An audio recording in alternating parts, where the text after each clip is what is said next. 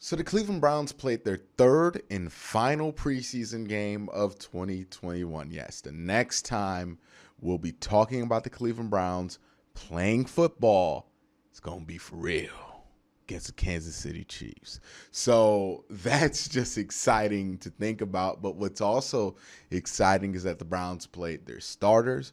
We got to see some interesting things about this team. And over the last month and a half, I think we've learned a good amount about this team, and yet we still have a good amount of questions about this team and what their potential is, especially on defense. But before I get into all of that very interesting stuff, I want to make sure you guys hit that like button, hit that subscribe button, and ding that notification bell so you can be notified when I upload and when I do live streams. Look, the season's about to start.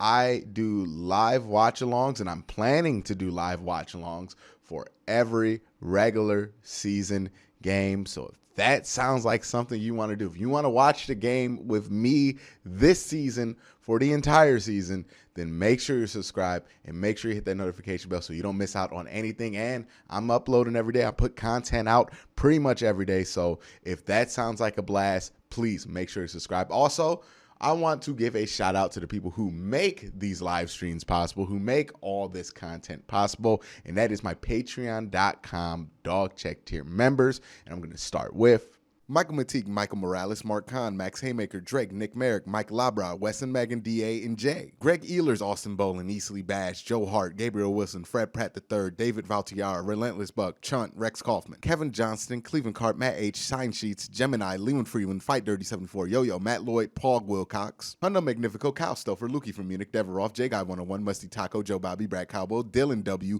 James McGinley, Arendal, Chad Gimme, David Maldonado, Dylan Hill, Josh Bendor, Jaleel Salim Jr., Mark M., Stuart Moore, Cleveland BCI, Robert Jermaine Jr., Dave Mike May, Andrew Hirsch, Curtis Bear, Batman, Barack Kumar, John Albert, Beerman069, Masayua Buzzer, Roland James Nemo, Mac House, Reeve Hertz, Philip Wilcoxon, Marie Rivert, Sean Barron, Gagos Pisano, Corporal Nick Lopez, Dom Gazzola, Nick Nasty, Ian Whitaker, Colin 216, Christian, Dave Strong, Michael Stone, Billy Moose Gentry, Austin Z, Mark Burnett II, Andre Griffin, Otis Wolf, Dog Pound Kai, Lydia, Jesus Serrano, Alexander Davis, Chris Phones, Picktown Browns backer, Max Nilikenko, Mark Khan, Max Aldojo, and Water Bear Marketing. Again, guys, thank you so much. So much growth on this channel has been made possible by the people who generously join that Patreon. And if you want to join that Patreon, links are in description down below. But now let's talk about the Browns' final preseason game and their outlook going into the season. All right, so I think I know what everybody's going to want to hear. I think I know what everybody's going to want to at least talk about first, and that is the starters played on offense and then kind of on defense and actually kind of on offense. All right, so what do I mean by that? If you were not able to catch the game live, what happened was the Browns had Baker Mayfield out there.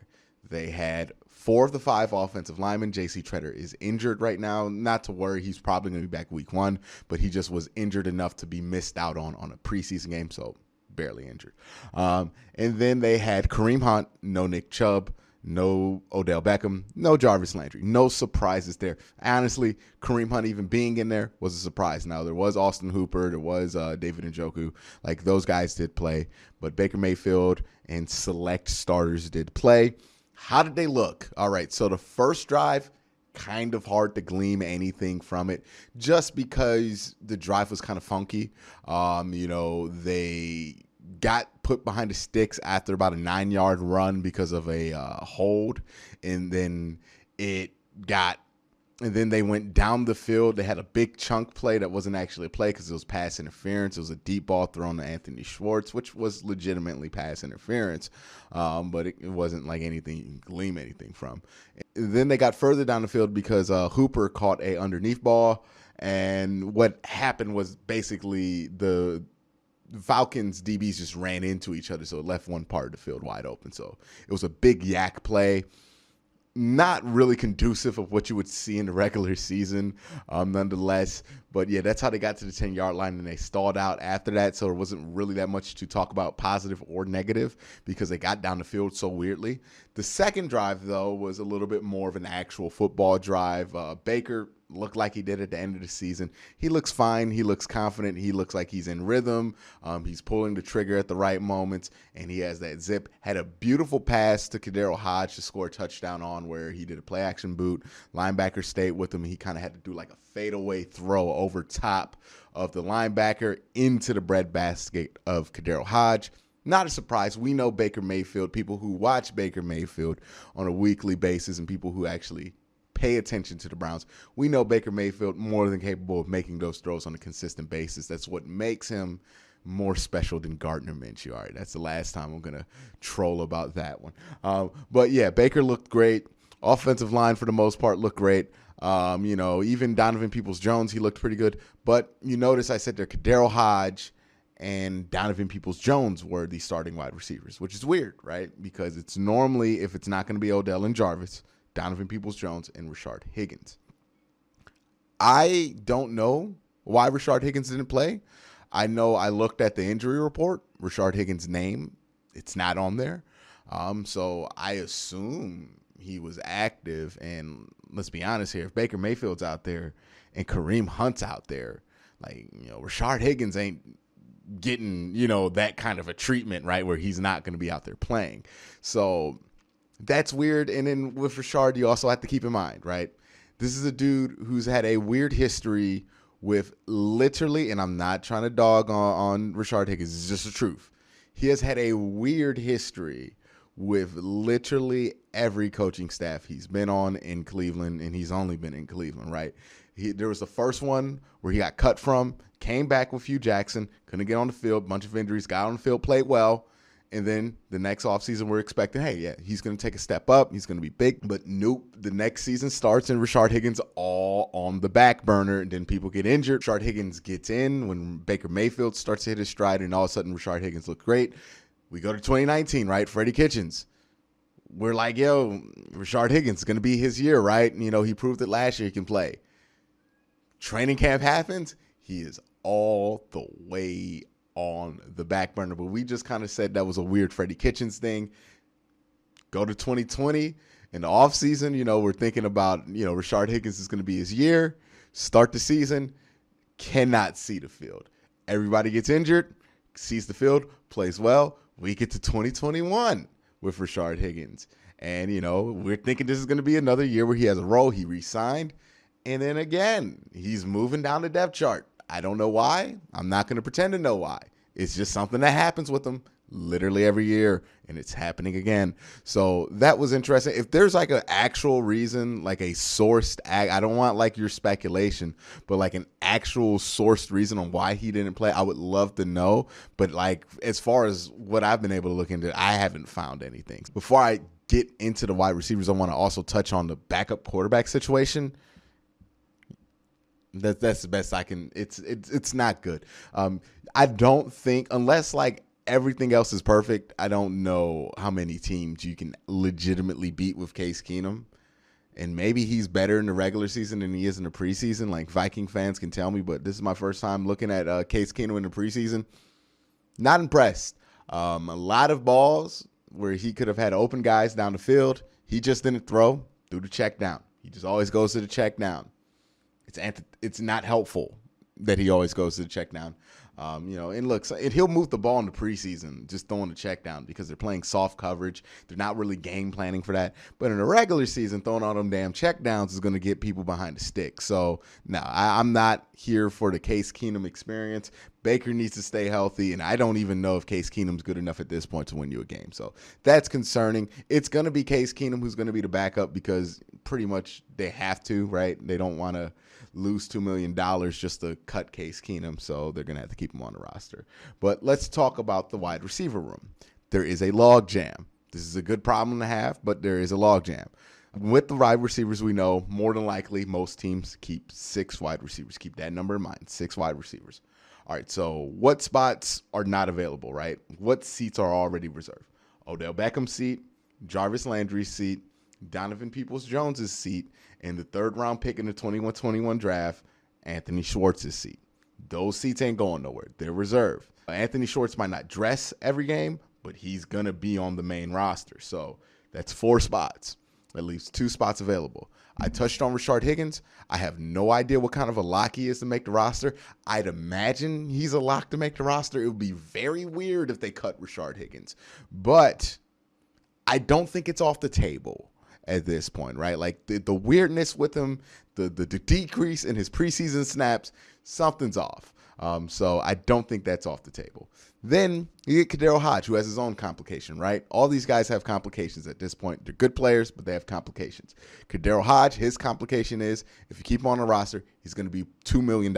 Now, not something the Browns can't afford, and I don't think it's that big of a detriment not a deterrent to keep him on the roster just because it's only for this year, and they're not going to be over the cap, so it's really not a big deal if they keep him at $2 million. But it would be a lot for what would be a 5th or 6th wide receiver.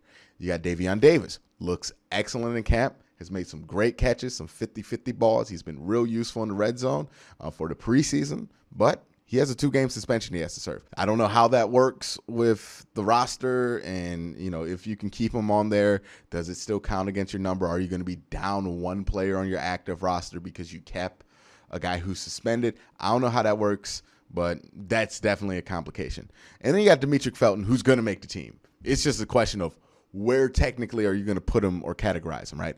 Are you going to keep 3 running backs and just have Demetric be the 3rd running back? Are you going to keep 3 running backs and have Dearness be the 3rd running back and then put Demetric with the wide receivers? With as crowded as that wide receiver room is right now, don't think that's likely, to be honest with you. And we haven't even talked about JoJo Natson, who long shot right now to make the team. He didn't even start at the kickoff or with punt returns. It was Donovan Peoples-Jones at the punt return and Demetric Felton with the kick return. So JoJo's not going to make the team more than likely. I think he's a long shot at this point, because if it's just up to him to make the team as a wide receiver, it's too crowded of a room for him to make the team as a wide receiver. I don't even think we can legitimately entertain it. So there's a logjam at the wide receiver room. That's going to be something interesting to see how that gets resolved. Now let's quickly talk about the defense. The defense had Malik Jackson was out there. Andrew Billings is out there, who right now is a starter.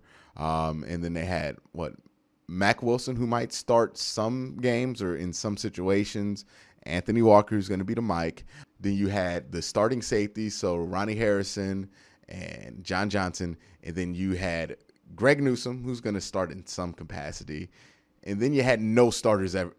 And then the other DBs were not starters and not even remotely starters. You didn't have Greedy Williams out there, and you didn't have Denzel Ward out there, and you didn't have Troy Hill out there. So as far as the safeties go, I can't grade them. I can't really determine how they played, how well or how bad they played, just because it's not really indicative of what they're going to do when they're out there with what was essentially the 2nd and 3rd string corners. I will say Mack Wilson had a great game. I think he was all over the place. I felt like he was all over the place, and I felt like he made a lot of plays. He's usually a guy who can get there. He's not a guy who can finish. He's been finishing more often, so that's lovely to see from Mack Wilson. And now let's talk about the interior of this defensive line. It is something that I have had to talk about ad nauseum. I feel like ever since I started this channel, I've been talking about the interior defensive line, and I'm still talking about the interior defense. I think this has been a 3-year thing where the interior of the defensive line just has not been great.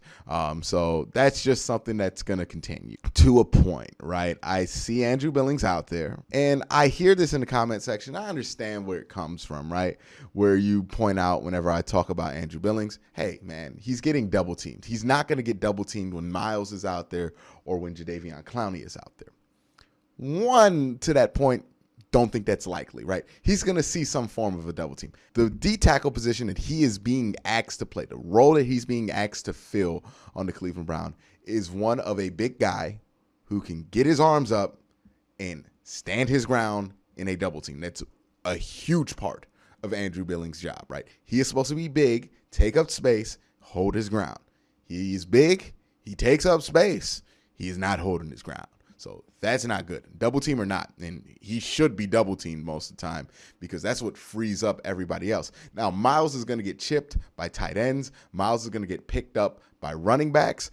That's fine. That's going to happen regardless of whatever they're doing on the inside or with Clowney, right?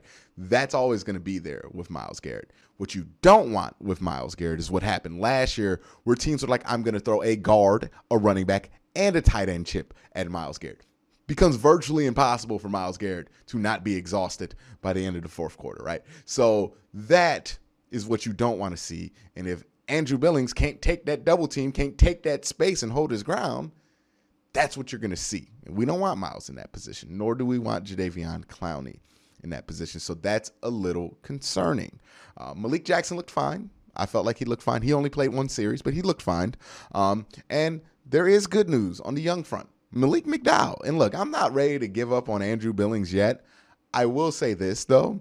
If we're 4 or 5 weeks into the season and these problems are still happening with Andrew Billings, I would be very interested in seeing what somebody like a Malik McDowell or Jordan Elliott, two bigger guys who are more pass rushing threats and can go inside, outside a little bit. Malik McDowell certainly more than Jordan Elliott, but both versatile defensive players, provide some value, but aren't your traditional space taker that you would want in the defensive line.